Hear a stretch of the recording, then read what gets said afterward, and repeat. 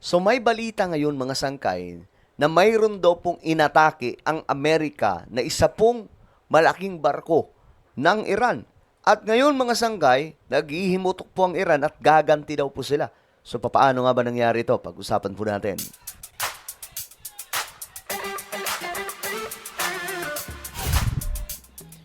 Okay, pandaigdigang balita po tayo ngayon dito sa Sangkay Janjan TV. Hello guys, what's up? We are back dito sa ating YouTube channel. Kamusta po kayo mga kababayan?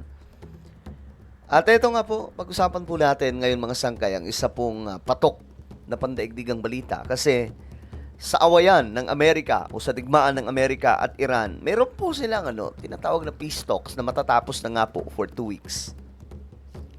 Natigil putukan po muna. Then, ngayon mga sangkay, pinasok na po ng Amerika ang paligid po ng Iran, gaya po ng kanilang mga port.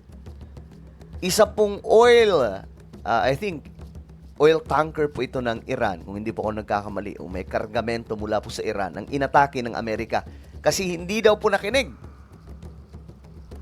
Pag-usapan po natin kung ano nga bang nangyari. Anyway, bago tayo mag-umpisa, sa mga hindi pa po dyan nakakapag-subscribe sa ating YouTube channel, tayo po ay road to 2 million subscribers na. Makikita nyo po yung subscribe button sa baba ng video na to. I-click nyo lamang po yung subscribe, i-click ang bell, at i-click nyo po yung all. Sa mga nanonood po sa Facebook, i-follow nyo po yung ating Facebook page. Okay! Ito na nga po ang nangyari mga sangkay. Tingnan po natin. Iran nagbabala, nagaganti sa Amerika kaugnay ng insidente sa Strait of Hormuz. Ano nga ba ang ganap mga sangkay? Pirma ni US President Donald Trump na pinaputukan at hinarang ng US Navy ang Iranian cargo ship na Tuska matapos umano itong tumangging sumunod sa mga babala ng militar. Okay, cargo ship pala ito mga sangkay. Pinaputukan ng Amerika. Kasi tumanggi daw po sa utos ng US. Kasi may blockade nga po ang gaganap po dyan sa Strait of Hormuz. Meron pong blockade po na ginagawa ang Amerika para po hindi makalabas itong mga barko mula po sa Iran at papasok papunta sa Iran. Yan po ang ginagawa ngayon ng US. So nandun na po sa paligid yung mga sundalo ngayon ng Amerika sa Iran. At gaganti na po yung Iran. Well, tingnan natin. Motor Vessel Toska. Vacate your engine room. Ayan, ito pala yun mga sangka. Ito po yung cargo ship. Malamang mga oil po yung bit-bit nito mga sangkay. Nag-warning yung US, then ayaw po sumunod. Vacate your engine room. We're prepared to subject you to disabling fire. Ayan na. Pinipituhan, oh.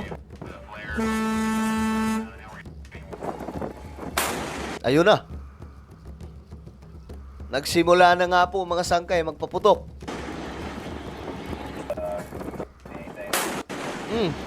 Sinundan pa.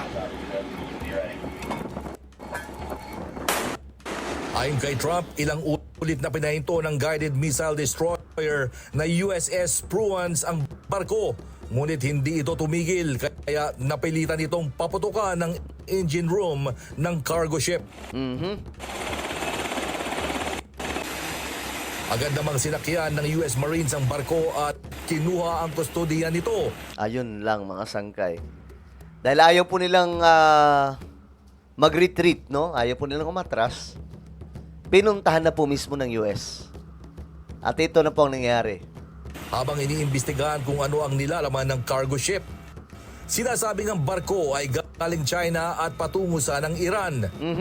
Ayon pa sa ilang mga report, posibleng naglalaman ang naharang na barko ng mga kemikal tulad ng ammonium at sodium perchlorate na mga material na maaaring gamitin sa pagbuo ng ballistic missiles.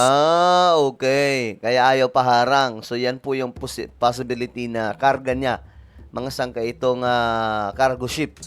Lumabas din sa investigasyon na ang Tuska ay nasa ilalim na ng sanctions ng US Treasury dahil sa umano'y mga naunang illegal na aktibidad Ayun lang. na may kaugnayan sa paglabag sa mga parusa laban sa Iran. So mga sangkay, may record na pala ang barko na ito. na nagdadala ng mga illegal na mga kargamento. Pero sa Iran, syempre hindi po yan hindi po yan illegal. Legal po yan para sa kanila. Kasi kumpara po yan sa kanilang mga militar na binibili mula po o sinusupply ng China kasi sabi nila ang nagsusupply daw po sa Iran, China. Pagdating nga po sa mga missile, China daw po yung nagsusupply. Kaya nga lang yung mga missile daw po ay sablay. Hindi po nagagamit na maayos ng Iran. Kinumpirma naman ng US Central Command o CENTCOM na ang nasabing barko ay lumabag sa ipinatutupad na naval blockade. Ayon sa CENTCOM, nasa 27 Ayan o, pinuntahan po mismo nila mga sangkay. mga komersyal na barko na ang pinahinto, So pinasok po pala talaga nila. pinabalik o pinaliko ng US forces mula nang simula na ang nasabing blockade. Daming sundalo. United States warship 115. You are entering the area of a military blockade. This blockade of Iranian port will be enforced. So ganyan po ang ginagawa ng US ngayon dyan po sa Strait of Hormuz. Sa paligid po yan mismo ng Iran. No, nandyan na po mismo yung mga malakas na puwersa ng Amerika. Kaya nga po kung malakas po yung Iran, dapat nilusob na po nila yan. Kaya nga lang, wala po mga sangkay. Hindi po sila makapalag. And applies to all vessels regardless of flag. Any vessel that further intends to enter or exit an Iranian port will be subject to the right to visit and search in accordance with international law. If you attempt to run the blockade, we will compel compliance with force. Over. Samantala, mariing kinundina ng Iran ang insidente at tinawag ito bilang isang akto ng armed piracy na nilay labag sa international law. Nagbabala pa ang isang tagapagsalita ng militar ng Iran na agad naggaganti ang kanilang puwersa laban sa anilay pananakop at pagnanakaw ng Amerika. Tingnan natin mga sangkay kung paano nila gagawin yung pagigigante. Kasi pagkakaalam po natin, matagal na po dyan yung US na nakapasok sa Strait of Hormuz pero wala naman po silang nagagawa. Dahil dito, lalo pang tumindi ang pangamba na maaaring lumawak ang sigalot sa gitna ng silangan, lalo na't nangyari ito sa gitna ng fragile ceasefire at nakabinbing usapang pangkapayapaan. Nagpahayag naman ng pagkabahala ang China at nanawagan ng agarang pagpapatuloy ng diplomasya upang maiwasan ang mas malalang eskalasyon ng sitwasyon. Samantala, agad na naramdaman ang epekto ng insidente sa pandaigdigang ekonomiya matapos muling sumirit ang presyo ng langis Ayun lang. na malapit na sa $100 kada bariles. Ang Strait of Hormuz kung saan naganap ang insidente ay isang kritikal na daanan ng langis ng buong mundo. Kaya anumang aberya rito ay may malawak na epekto sa supply at presyo ng enerhiya sa iba't ibang bansa.